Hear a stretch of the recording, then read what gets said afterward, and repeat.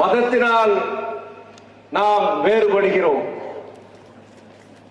ஆனால் மனிதநேயத்தால் ஒன்றுபடுகிறோம். வழிபடும் இறைவனால் நாம் வேறுபடுகிறோம், ஆனால் வாழ்க்கையில் நாம் கடைபிடிக்கும் அறநெறியால் ஒன்றுபடுகிறோம். இதைத்தான் மத நல்லிணக்கத்தோடு வாழ்வது என்று கூறுவார்கள். மத நல்லிணக்கம் தழைக்க வேண்டும் என்றால் சகிப்புத்தன்மை வேண்டும், விட்டுக் கொடுத்தல் வேண்டும், அதைவிட மனித நேயம் வேண்டும்.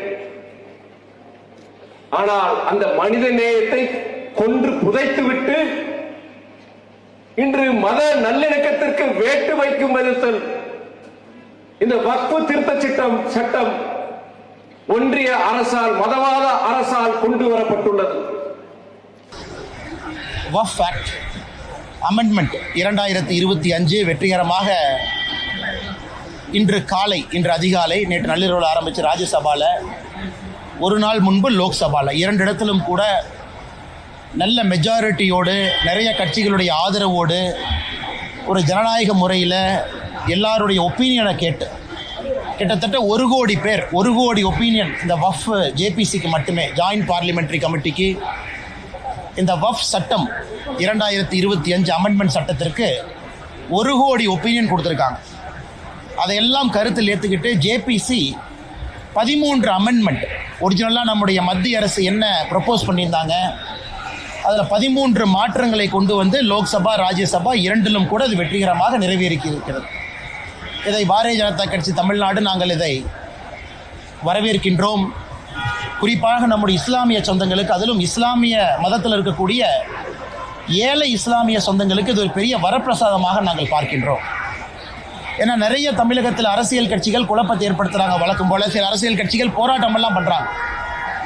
அதனால் இந்த சட்டத்தை பற்றி கொஞ்சம் தெளிவாக எடுத்துரைக்க வேண்டியது எங்களுடைய கடமையாக இந்த நேரத்தில் நாங்கள் கருதுகின்றோம்.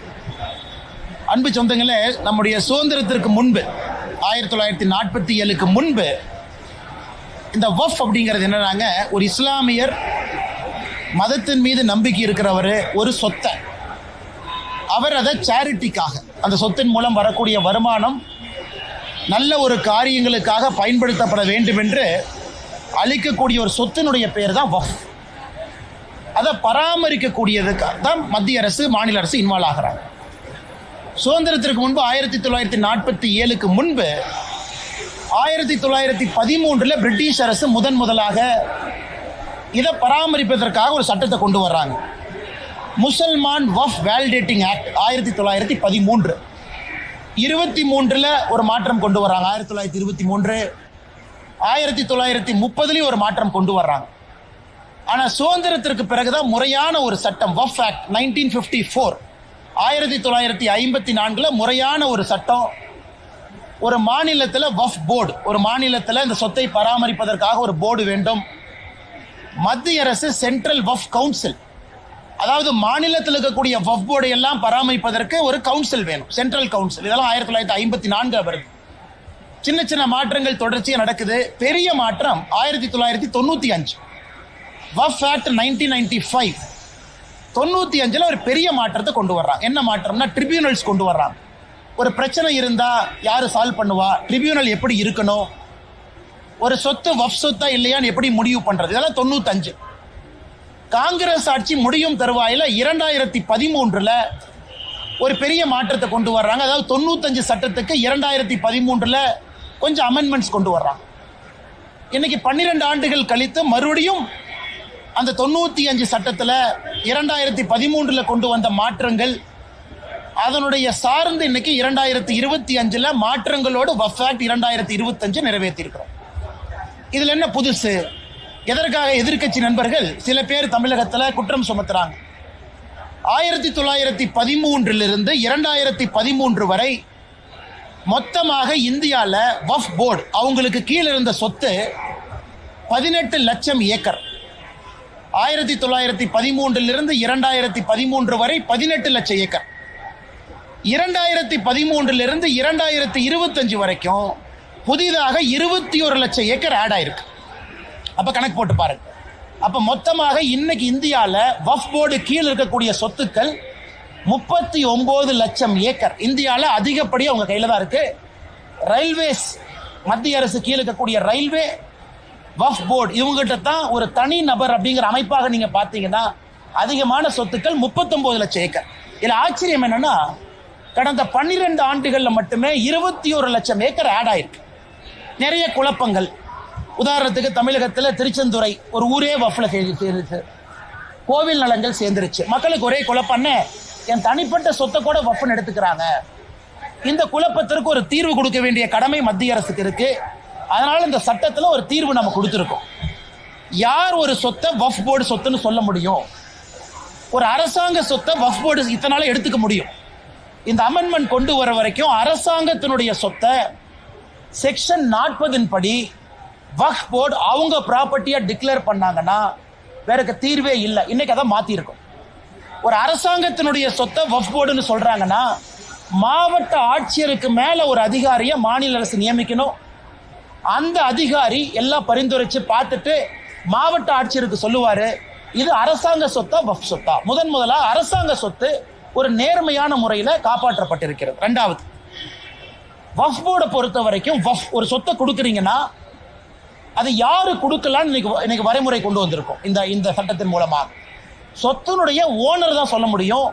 ஏன் சொத்தை நான் வக்ஃபா டிக்ளேர் பண்ணி நான் கொடுக்குறேன், நீங்க பாத்துக்க. அதாவது யாரையோ சொத்தையெல்லாம் அவங்க எடுக்க முடியாது. செக்ஷன் 108 முதல்ல.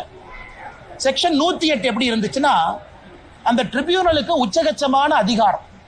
அந்த ட்ரிபியூனல் முடிவு பண்ணிடுச்சுன்னா நீங்களும் நானும் அவங்க ரெஜிஸ்டர் ஆஃபீஸ்க்கு அனுப்பிடுவாங்க இந்த சொத்து வக்ஃப் போர்டு சொத்துன்னு. நீங்கள் நானும் தலைகீழா நின்று தண்ணி குடிச்சா கூட அந்த சொத்தை மாற்ற முடியாது. இன்னைக்கு அதுக்கு ஒரு தீர்வு. இஸ்லாம் மதத்தை பொறுத்தவரை ஷியா சுன்னி அப்படின்னு மட்டும் இருந்துச்சு. அந்த இஸ்லாம் மதத்துக்குள்ள இருக்கக்கூடிய உட்பிரிவு ஷியா சுன்னி மட்டும் இன்னைக்கு வக்ஃப் போர்டில் இருந்தாங்க. நாம் இன்னைக்கு அதை எக்ஸ்பேண்ட் பண்ணி அகா கான் அப்படின்னு ஒரு சமுதாயத்தை கொண்டு வந்திருக்கோம்.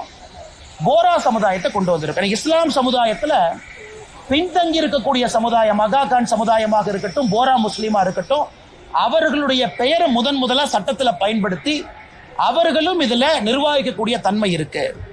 தமிழ்நாடு முதலமைச்சர் உட்பட நிறைய பொய் சொல்றாங்க. ஐயோ, அதாவது ஒரு வக்ஃப் போர்டுக்குள்ள எப்படி இஸ்லாமியர் இல்லாதவங்களை கொண்டு வரலாம்?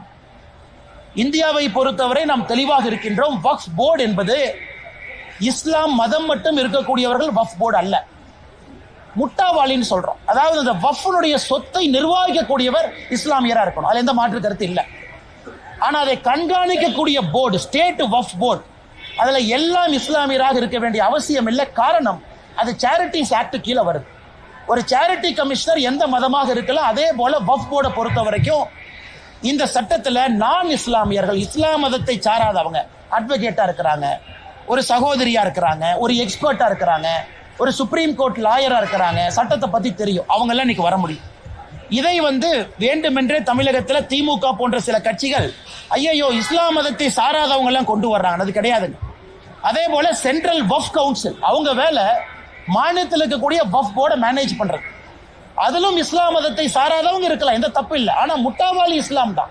ஏன்னா அவங்க தான் இந்த வக்ஃப் சொத்தை நிர்வகிக்கக்கூடிய தன்மை இருக்கு. அப்படி இருக்கும் பொழுது இது கிறிஸ்தவ சகோதர சகோதரிகள் பெருசா பாராட்டி இருக்கிறாங்க. காரணம் என்னன்னா அவங்களுக்கு ஒரு பெரிய வரப்பிரசாதம் செக்ஷன் 40, செக்ஷன் 108 ரெண்டுமே இன்னைக்கு ரிமூவ் பண்ணியிருக்கோம். ஒரு கிறிஸ்தவ சர்ச்சினுடைய சொத்துக்களை இன்னைக்கு வக்ஃப் போர்டு அவங்களுடைய சொத்துன்னு பல இடத்துல எடுத்திருக்காங்க. அப்ப அந்த கிறிஸ்தவ மதத்தை சார்ந்தவங்க எங்கேயுமே போய் திரும்ப வாங்க முடியாது. காரணம் ட்ரிபியூனல் அப்பீல் போக முடியாது. இன்னைக்கு அந்த செக்ஷன் 40, செக்ஷன் 108 தூக்கி இருக்கோம். அதனால் எல்லா விதமான சகோதரர்கள், குறிப்பா இஸ்லாமில் இருக்கக்கூடிய பெண்களுக்கு இன்னைக்கு நம்ம முதலா சொல்லியிருக்கோம். பெண்களை சார்ந்த என்ஜிஓ அவங்களுக்கு நிதி உதவி, மைக்ரோ பினான்ஸ் இதெல்லாம் செய்யணும். இதெல்லாம் இந்த வக்ஃப் சட்டத்தில் வந்திருக்கக்கூடிய திருத்தம். அதே போல பேக்வர்டு கிளாஸ் முஸ்லீம் அவங்களுக்கு மரியாதை, ஷியா சுன்னி சகோதர சகோதரிகளை தாண்டி புதுசாக அகா கான், போரா முஸ்லீம்ஸ் உள்ள கொண்டு வந்திருக்கோம். அப்படி இருக்கும் பொழுது ரொம்ப ஏற்புடையதாக எல்லா மக்களும் ஏற்றுக்கொண்ட, யாருக்கும் எதிராக இல்லாத ஒரு சட்ட திருத்தத்தை லோக்சபால ராஜ்யசபால கொண்டு வந்து இந்திய மக்களுக்கு நாங்கள் சமர்ப்பித்திருக்கின்றோம். இதுல பத்திரிகை நண்பர்கள் கவனிக்க வேண்டியது நம்முடைய என்டிஏ கூட்டணியில இல்லாத கட்சிகள் ஓட்டு போட்டிருக்காங்க. நல்லா கவனிக்கணும். குறிப்பாக நவீன் பட்நாயக் அவருடைய கட்சி விப்பு கொடுக்கல, மனசாட்சி படி ஓட்டு போடுங்க. ஜெகன்மோகன் ரெட்டி அவங்களுடைய ஒய்எஸ்ஆர் கட்சி விப்பு கொடுக்கல, மனசாட்சிப்படி ஓட்டு போடுங்க. ஸோ நம்முடைய என்டிஏ கூட்டணியை சாராத கட்சிகளும் வாக்களித்து லோக்சபால 288 ஓட்டுக்கள், ராஜ்யசபால 125 ஓட்டுக்கள் நமக்கு கிடைச்சு ரொம்ப கம்ப்ளீட் மெஜாரிட்டியோட நல்லா ஜெயிச்ச சட்டம் வந்திருக்கு. அதனால் தமிழகத்தில் நம்முடைய மாண்புமிகு முதலமைச்சர் ஐயா மு.க. ஸ்டாலின் அவர்கள் சும்மா இந்த மைனாரிட்டி சமுதாயத்தில் பயத்தை ஏற்படுத்துவது மட்டுமே முழு நேர வேலையா வச்சிருக்கிறாங்க. சும்மா பயத்தை ஏற்படுத்துவது, இதை புடுங்கிட்டாங்க, அதை புடுங்கிட்டாங்க. இன்னைக்கு மைனாரிட்டி சகோதர சகோதரிகளை எம்பவர் பண்ணியிருக்கோம், அவங்களுக்கு நம்பிக்கை கொடுத்திருக்கோம், அவங்களுக்கு உரிமை கொடுத்திருக்கோம். அப்படி இருக்கும் பொழுது எப்படி இது இஸ்லாம் மதத்திற்கு சகோதரர்களுக்கு எதிரான ஒரு சட்டமாக இருக்கும்? அதனாலதான் கொஞ்சம் விலாவரியாக நம்முடைய பத்திரிகை நண்பர்கிட்ட பேசுறோம். அன்பு சொந்தங்களே, அது மட்டும் இல்ல, இன்னைக்கு மொத்தம் இருக்கக்கூடிய 39 லட்சம் ஏக்கர் வக்ஃப் போர்டு கீழ் இருக்கிறது. சம்பாதித்த வருமானம் 126 கோடி. இது தமிழ்நாட்டில் HRNC டிபார்ட்மெண்டோட மோசமா ஃபங்க்ஷன் ஆயிட்டு. மொத்தமாக போன ஆண்டு சம்பாதனை வக்ஃப் போர்டு 126 கோடி. சச்சர் கமிட்டி மன்மோகன் சிங் ஐயா போடும்போது என்ன சொன்னாங்கன்னா, ஒரு வக்ஃப் போர்டை முறையாக நிர்வாகம் செஞ்சா 10,000 கோடி ரூபாய் சம்பாதிக்க முடியும்.